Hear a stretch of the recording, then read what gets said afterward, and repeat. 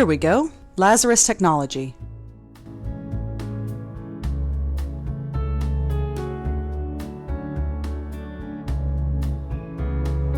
Thank you for calling Lazarus Technologies. Please choose from the following options. For general information about Lazarus Technologies, press 1. To inquire about our products, press 2. To speak to an operator, press 3. Lazarus Technologies is the world's leader in biomedical and biomechanical engineering. We supply research and development to hospitals and clinics throughout the world. Lazarus Technologies is supported by a generous grant from the Meltzer Foundation. If you would like to request a product catalogue, please speak to a customer representative. You have reached the General Office mailbox. Please leave a message and someone will get back to you shortly.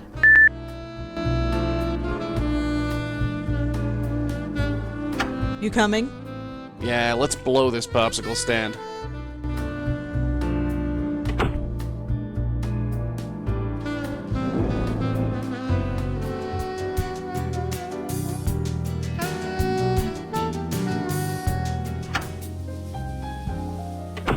Yes, Hi, me again. go right in. I heard you were at the gallery last night. Yes. And you saw what happened? Yes. Wow. Just wow. What would possess a guy to do a thing like that, huh? I don't know. Well, enough doom and gloom. What can I help you with? It looks like the Park Gallery is going to be successful now. Yes, Josie certainly has had her work cut out for her. So do you. Her profits are your profits. Yes, there is that. And all it cost was one man's death. Now that's unfair. What do you expect us to do? Give back the money? We're a private foundation. Money has to come in order for money to go out. Someone died. Doesn't that bother you? Sure, it bothers me. Death is a horrible thing. But I don't see what it has to do with us. Why weren't you at the opening last night? Oh, we would just be in the way, you know?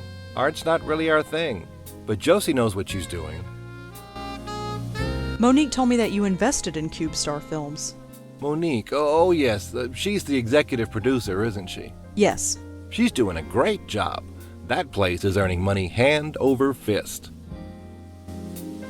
Do you know anything about Frank Lyons, the actor? Of course. Can you believe it? A heart attack at his age. He looked healthy. Of course, who knows what kind of drugs those actors take? Have you ever been to a bar called the Minetta? No, sorry. Your foundation is pretty generous. Well, we don't give money to just anybody. Charlie over there is in charge of separating the wheat from the chaff. When someone comes to us with their hand out, Charlie does his research and makes sure that they are worth the risk. You wouldn't believe some of the bums we get in here. Have you ever heard of a reporter named Joseph Mitchell? That name sounds familiar. He was a reporter for the New Yorker magazine. Hey, that's it. Charlie used to work there. Hey, Charlie, did you know Joseph Mitchell? Everyone knew him, Paul. He was a living legend. A living legend. How about that? Have you ever heard of a guy named John Goldwater? No, sorry. I heard that your foundation gave money to Lazarus Technologies. Oh, yes. That was one of our first success stories. CubeStar Films became successful after Frank Lyons died. Did they? I suppose they did. That benefits you too, doesn't it? Oh, I see where this is going. 2 men dead? That doesn't sound fishy to you. Should it? What kind of men do you take us for? I have sympathy for that artist, but he was obviously unstable. And as for Frank Lyons, he died of natural causes. You'll need more evidence than that if you want to convince me of anything. I learned something interesting about Lazarus Technologies. It rose to success on the shoulders of a murdered man. That's a strong thing to say. It's true. His company was an inch away from beating Lazarus, but then he was killed. Even if this is true. It is true. You can look it up. Even still, I don't see how this is our fault. Let me break it down for you, Paul. Frank Lyons dies, and CubeStar Films becomes successful overnight. Claude Erdin commits suicide, and now the Park Gallery is selling priceless works of art. John Goldwater dies and Lazarus Technologies becomes rich and powerful. All these companies are represented by you. Don't you see how this looks? This is a total coincidence. I'm sure of it. Is it? It is. And I'll tell you another thing. I don't like these accusations. I think you should leave. I am going to get to the bottom of this. Maybe you will, but it has nothing to do with us. Now go, before I call the police. Come on, let's blow and let him stew for a while.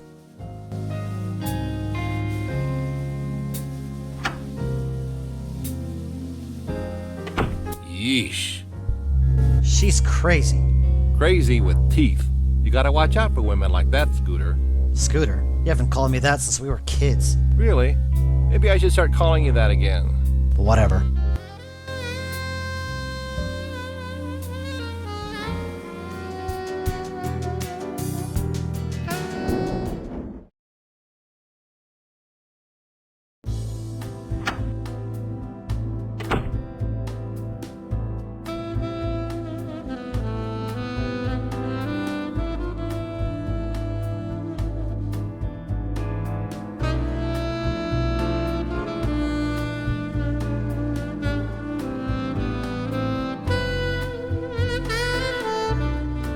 Charles doesn't get a lot of emails, it seems. There's just a bunch of names in his inbox.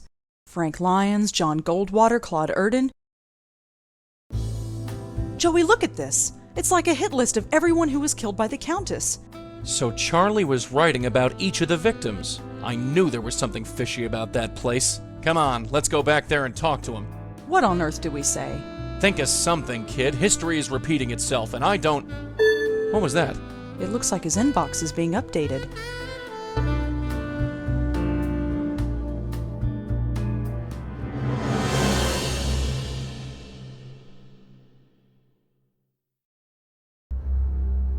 My name.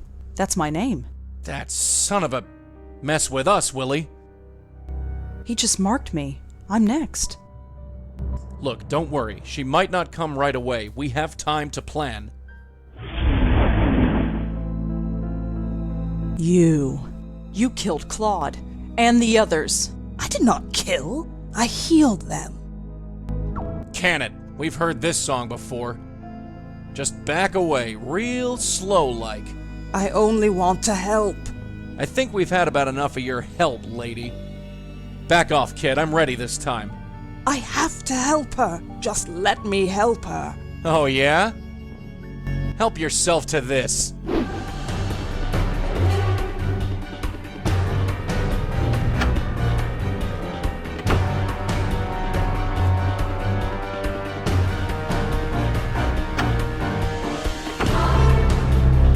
Where is she? She isn't far. I can sense her. You think I'm telling you? Where? Well, I know for sure she's not through that door behind you.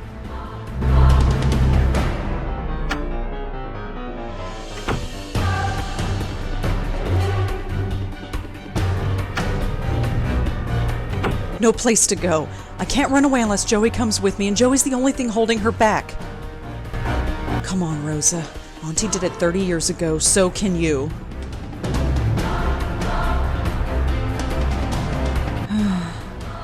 I wish you were here, Auntie. I really do. That's far enough, sister. Joey, leave it. Leave it like hell.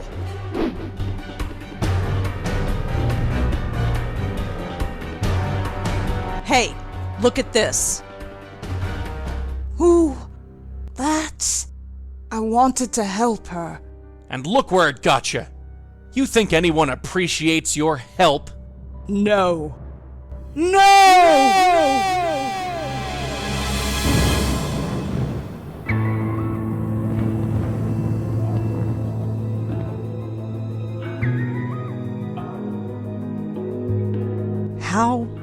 How did we end up here?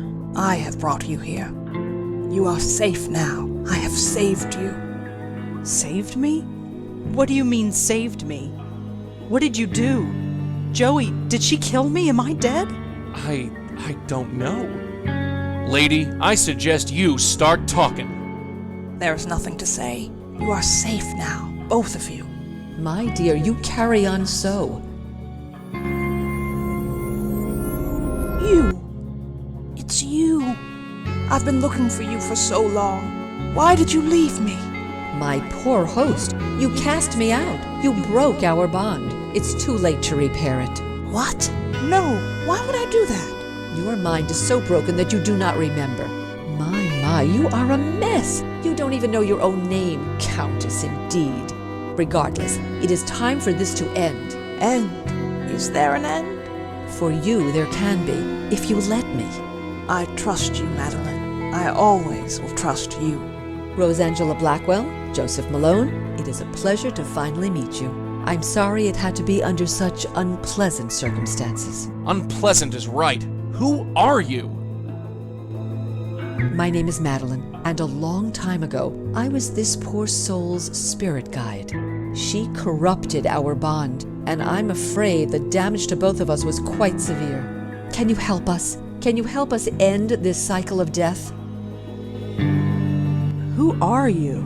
As I said, my name is Madeline, and a long time ago, I was a spirit guide to the woman you know as the Countess. We were bonded, much like you and your guide are, but much has changed, and time is short. Will you help us?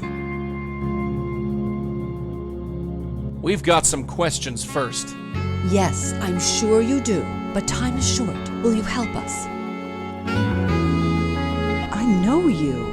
I have been trying to reach you in your dreams. At long last, I am able to manifest myself here, but time is short. Will you help us? Yes, I'll help you. I don't have much choice. She's killed me. Killed you? No! She left you quite unharmed. But regardless, there is no time to waste. Come with me. Now just relax. Hey, what's the big idea? All right, you. Talk. Where are they? The pattern. They're going to fix the pattern. Talk sense, will ya? The source. Cut off the source and the pattern will revert. Why do I bother? Great. Trapped on another plane of existence with the Countess of Crazyville. They better know what they're doing.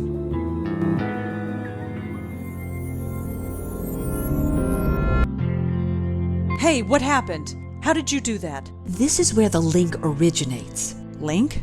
The bond between your Countess and her hosts. Part of her is trapped here. You must remove it. For the upteenth time, I have no money for your fund. Show some pity. At least lend us a cigarette. Ahem. I believe we got company. Ah. Miss, could you perhaps spare a few dollars for the Joe Gould Fund?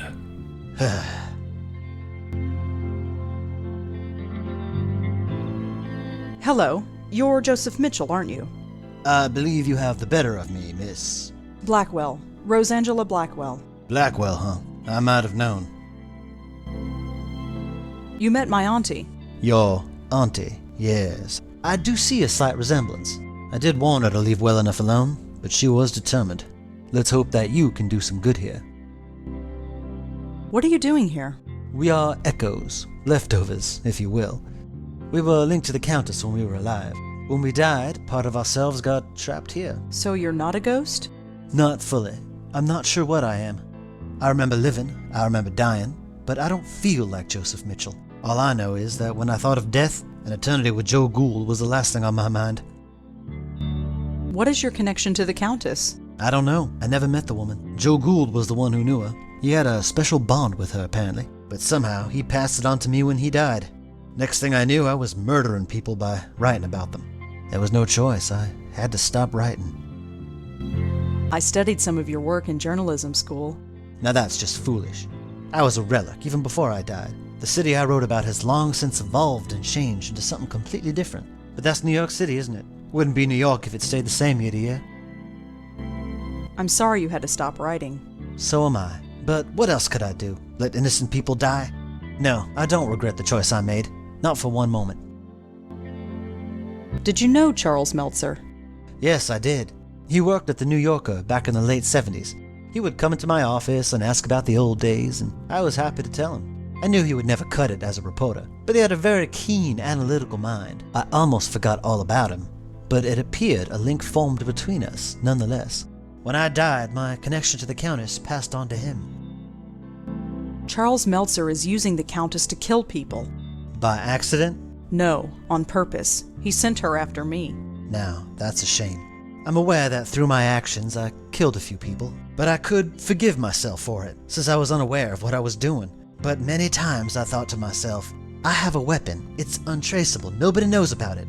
I could use it, but I did not. I was tempted, but I did not. Not once. You have to stop Charles. Break this link. Destroy this place. No more innocents should have to die. Why did you write about Joe Gould? He's a fascinating man. Intolerable company, but fascinating. He exemplified everything about New York at the time. Its artistic expression, its frustration, its joy and heartbreak. His oral history, or the idea of it, energized the work of dozens of writers and intellectuals. But the more I got to know him, the less I wanted to be around him. Did you ever read Joe Gould's oral history?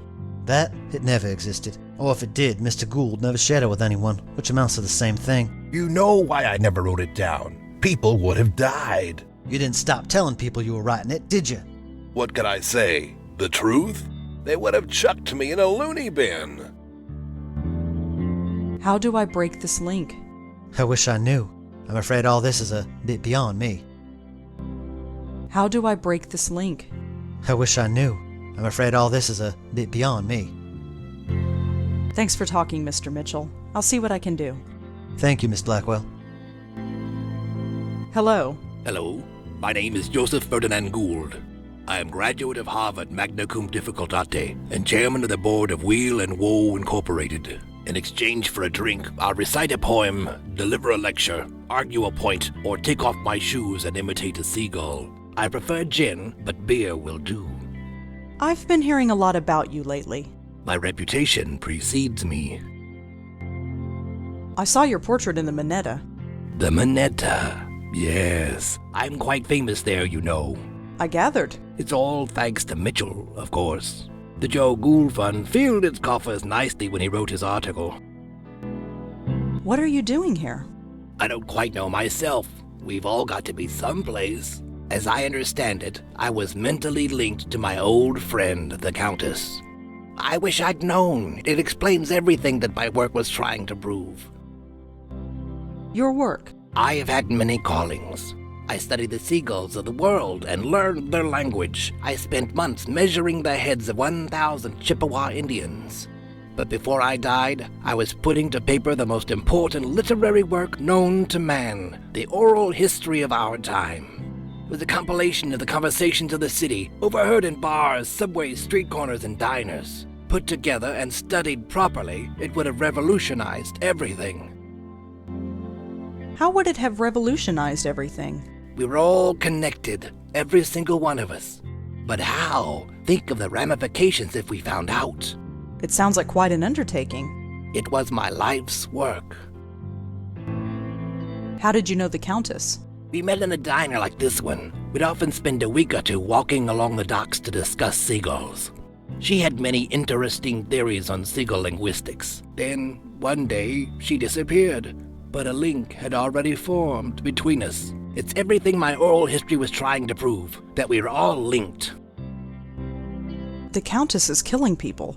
Murder? No. No, I refuse to believe that. She couldn't hurt a fly. Why is she called the Countess? That's what she chooses to call herself. Far be it for me to tell her otherwise. The name doesn't seem strange to you? When you lived a life like mine, you take people at face value. Who cares about names? I once knew another fellow without a name, called himself the Deacon. The Deacon? You knew the Deacon? Oh yes, he was this gloomy career drunk. One summer night while sitting in a doorway of the Bowery, he caught the scent of sulfur. He looked up and saw the devil himself standing over him. Since that night he believed he lost his soul. Not the most charitable drinking companion, if I may say so. No, he wouldn't be. You knew him? Sort of. Fancy that. What's your connection to Joseph Mitchell? Ah, Mitchell, my benefactor. He made me quite famous, you know. But my goodwill only extends so far. Why's that? A cigarette. He has them. He won't give me one. It's demeaning to have to beg for one measly cigarette. You want a cigarette? Yes, I want a cigarette. It's a disgrace that I should have to beg for one. I'd like to read the oral history. And I'd like you to, but I'm afraid it belongs to the ages now. There was also the problem of it never existing in the first place. Of course it existed, only not on paper. It was over 3 million words, 3 times the size of the Holy Bible. The work transcended mere parchment and ink. What about those essays you published in the Dial? A passing fancy, nothing more. You wrote essays? For the now defunct Dial magazine. I still have the originals. Do you want to see? I'd like to see that essay. Here you go. It appears to be an essay about insanity, but the handwriting is so awful I can barely make it out. Just as well. I don't have time to read all this stuff. I don't think he'll miss this. Here you go. Always glad to share.